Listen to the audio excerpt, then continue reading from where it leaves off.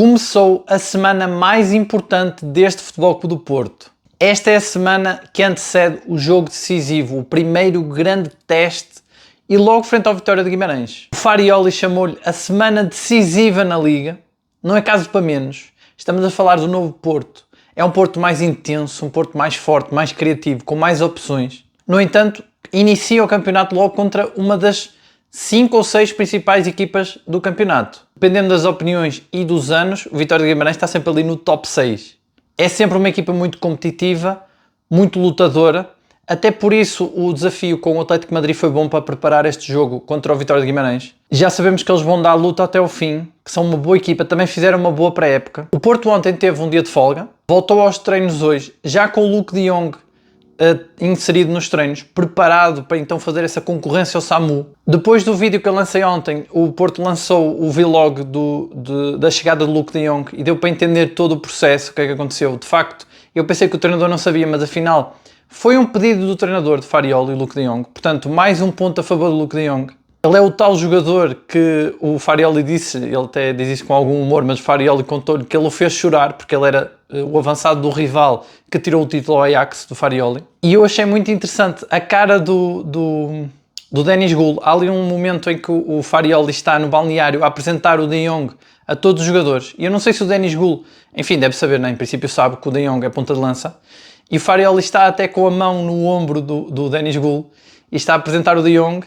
E o Denis Gül está com cara de muito poucos amigos. Eu imagino que pela cabeça dele passa, olha, mais um concorrente, será que me vão mandar embora? Enfim, eu não sei, isso são só especulações, mas vocês vejam lá no vlog do Porto, nesse momento em que o Denis Gül está muito sério a ouvir o De Jong. Eu acho, já falei aqui nos vídeos e também correm muitas notícias e rumores de que o Denis Gül pode sair. Eu acho que o Denis Gül entrou no Porto época passada para ser segunda opção, para ser a alternativa ao Samu. Chegando o De Jong, se o De Jong de facto estiver bem, o Farioli garante que ele está bem, que está em forma, e diz até que ele está no pico dele em termos de motivação e concentração. Se de facto o De Jong é para jogar e é um concorrente forte do Samu, e como até já disseram aqui nos comentários no vídeo de ontem, em que eu acredito também que o De Jong até pode tirar o lugar ao Samu, o Denis Gül passa para terceiro lugar. Nesse aspecto eu acho que o Denis Gül, como chegou para a segunda opção e não para a terceira, é bem capaz de até forçar a saída. Mas há esses rumores então de que o Denis Gül pode sair, e o mercado de transferências ainda não fechou e o Porto tem muitos jogadores ainda a ser negociados e o Denis Gül pode ser um deles. Interessante aquela substituição de Farioli que deu um sinal claro ao Namazo de que o Namazo passou agora a contar para ele como extremo direito. O Porto com certeza está no mercado à procura de um extremo direito e se vocês virem, quando o Namazo entra, ele entra para essa posição. Ou seja, o Namazo seria o quarto ponta de lança. Como o Porto joga só com um, não faz sentido ter 4. E em princípio o Namazo é o primeiro a cair, acho que o sinal está dado quando ele entra para extremo direito. Claro que o Namazo é polivalente e pode realmente jogar mais daquele lado, mas não rende tanto como avançado. O Namazo não é um avançado goleador, é um avançado que trabalha bem a bola, é mais um avançado de apoios, é quase um segundo avançado, mas é aquele jogador que eu vos digo, ele tem qualidade, só que é aquilo que eu vos digo, há certos jogadores no Porto que já estão há muito tempo e é a tal limpeza psicológica, faz-lhes bem ir para um outro clube, para outros ares, e acho que isso vai acontecer ao Namazo também. O Denis Gül, fica essa dúvida, eu acho que o Denis Gül não vai aceitar assim de bom grado ser a terceira opção, vamos ver. E vai ser então esse jogo de estreia no Campeonato do Porto, frente ao Vitória de Guimarães no Dragão, muitas expectativas, porque o Porto está a jogar bem, reforçou-se bem, ainda se vai reforçar mais, tudo está a correr lindamente. O Porto está com problemas, aquele problema que eu dizia do Mora, são problemas de equipa grande com muitas opções, problemas que o Porto já não tinha há muito tempo.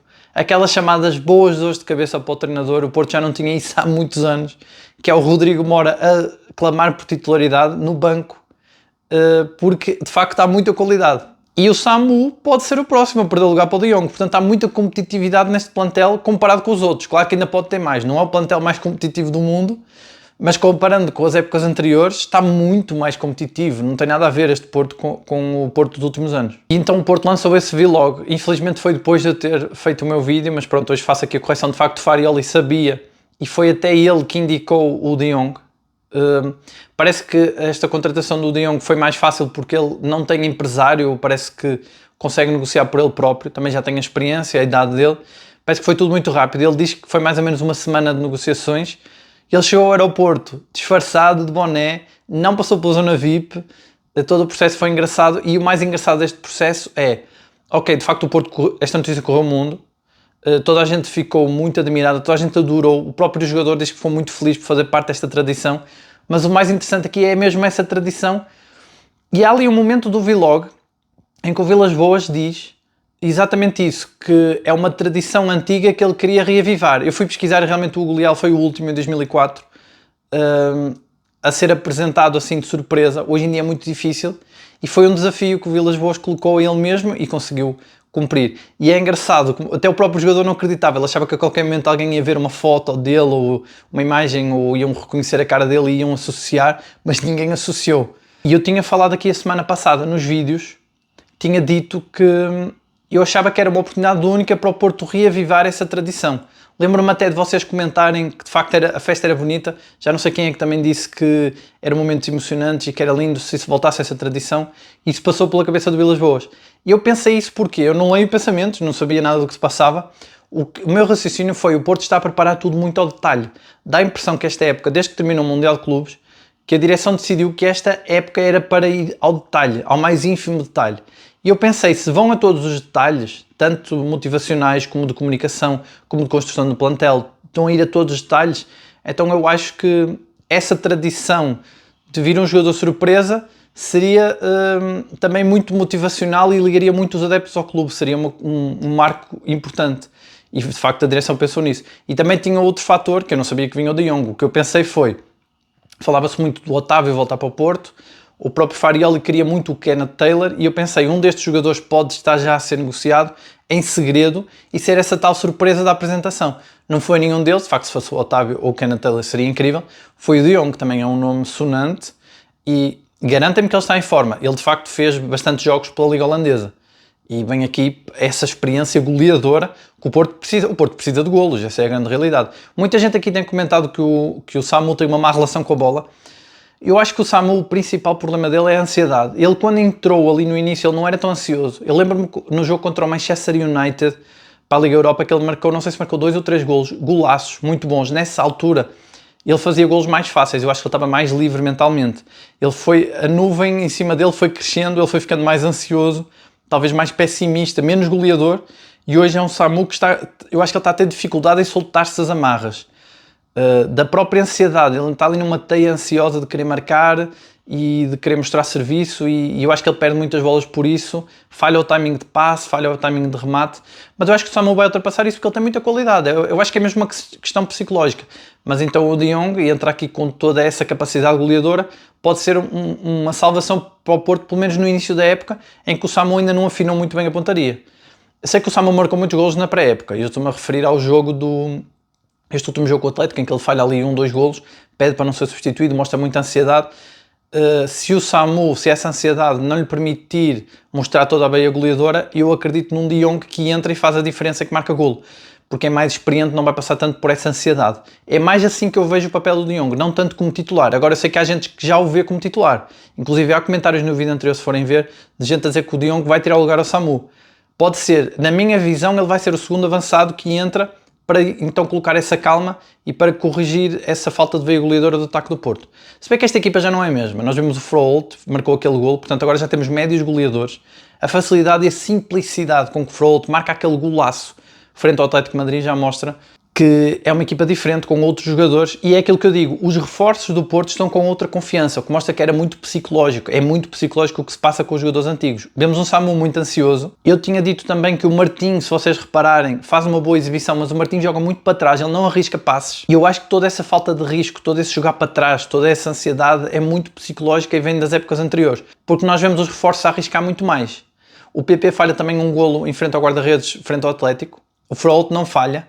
Eu acho que tem a ver com isso. O Borja Sainz fez muitos passes a rasgar. Muito engraçado, alguém comentava ontem no vídeo que eu tinha dito que o Borja Sainz seria uma espécie de Quaresma. Comentaram que poderia ser um Lisandro. É verdade, um novo Lisandro. É muito esse estilo. Faz-me lembrar também da LA. É aquele jogador que vai da esquerda para o meio, é goleador. Só que eu acho que ele tem mais técnica que o Lisandro.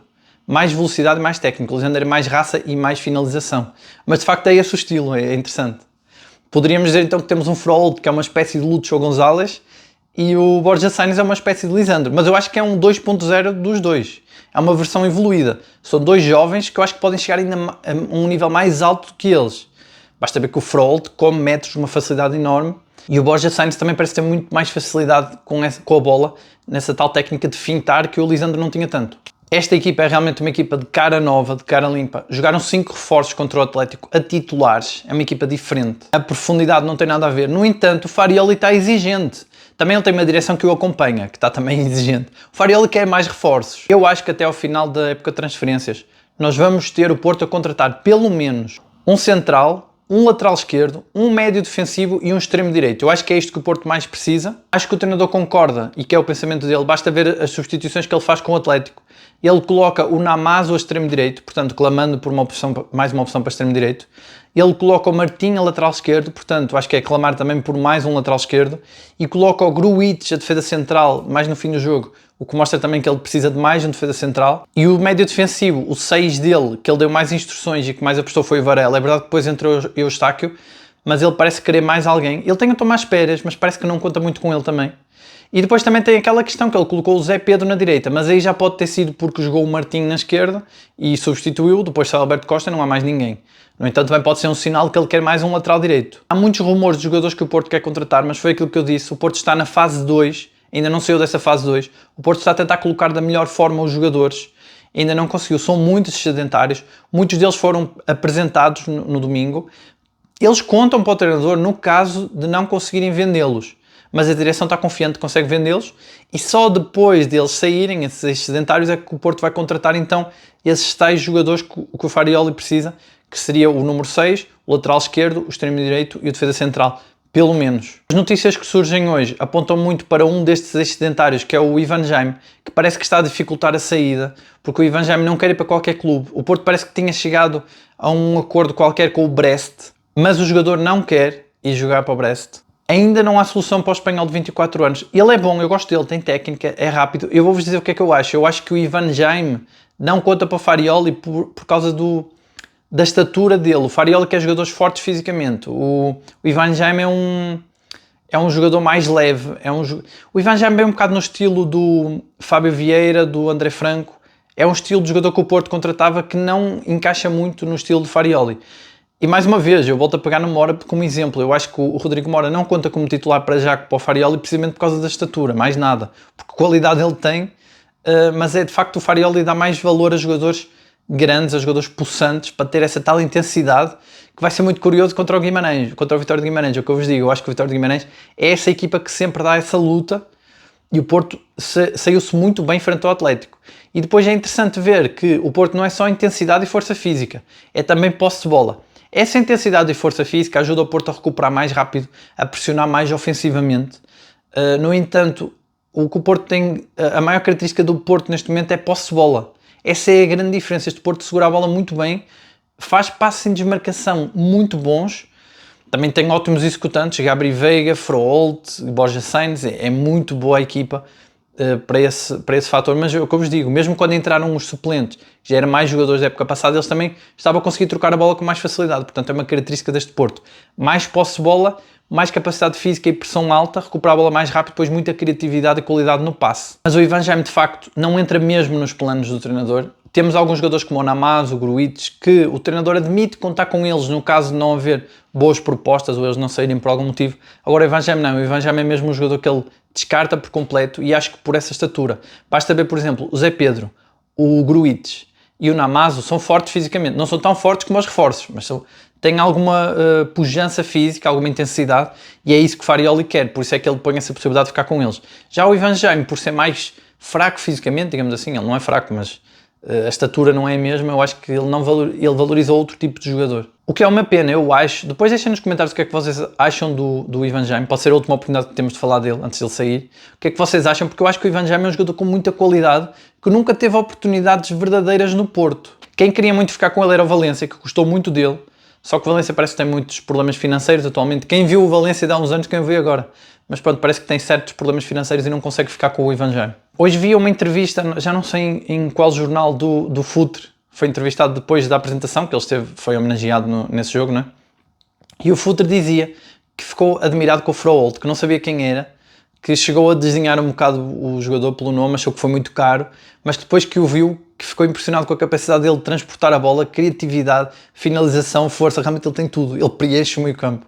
E o Futre diz que ele já vale o dobro. Bem, isso aí não sei se é um exagero dele, acho que é um exagero, mas vai valer o dobro, eu acho que ele vai valer o triplo, a continuar assim, porque ele realmente é mesmo, ele está a dinamitar aquele meio campo, ele é o patrão no meio campo e quase que é o patrão do ataque, porque o meio campo não lhe chega, ele é tão grande e tão forte que ele precisa também de ajudar no ataque. Impressionante, com uma rotação, uma capacidade física muito acima da média, este Froholt. Nós temos muito aquela tendência para dizer que ele tem... o jogador tem 19 anos ou tem 18, é muito jovem, precisa de se adaptar. Ele chega aqui do futebol nórdico, que não tem nada a ver com o futebol do Sul, e não precisa de adaptação nenhuma. É quase que o clube é que tem que se adaptar a ele, com também a qualidade que ele tem. Portanto, tendo em conta todos estes fatores, eu acho que esta época promete. O Porto tem algumas falhas, mas se compararmos com a época passada, está infinitamente melhor, dá muito mais esperança, dá muito mais segurança. Eu acredito que o melhor está por vir.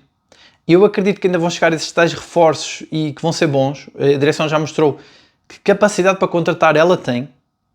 Aliás, a única coisa que falta nesta direção, de facto, são os títulos desportivos, que estão a fazer tudo para os conseguir. É um Porto cheio de histórias, a começar por esta apresentação incrível, tudo preparado ao detalhe, muito bom. Eu acho que o único fator aqui de tensão que tínhamos é realmente o Rodrigo Mora. Agora há um outro possível fator de tensão que seria o Samu, e isto é bom, isto é a tal dor de cabeça que o treinador tem, que eles dizem que é uma dor de cabeça boa, ter que escolher qual o jogador que vai jogar, gerir talentos. E é uma coisa rara no Porto, porque nos últimos anos o que acontecia é que havia falta de dores de cabeça. Hoje em dia há muitas dores de cabeça para o Farioli e ele quer mais, porque se ele quer mais reforço, ele quer mais dores de cabeça. Porque ele na defesa quase que tem outras dores de cabeça também. Porque ele tem apostado muito no Noan Pérez. Se ele continuar a apostar no Noan Pérez, Bednarek ou Perpitos vão ficar no banco. Portanto, há de facto profundidade e qualidade aqui.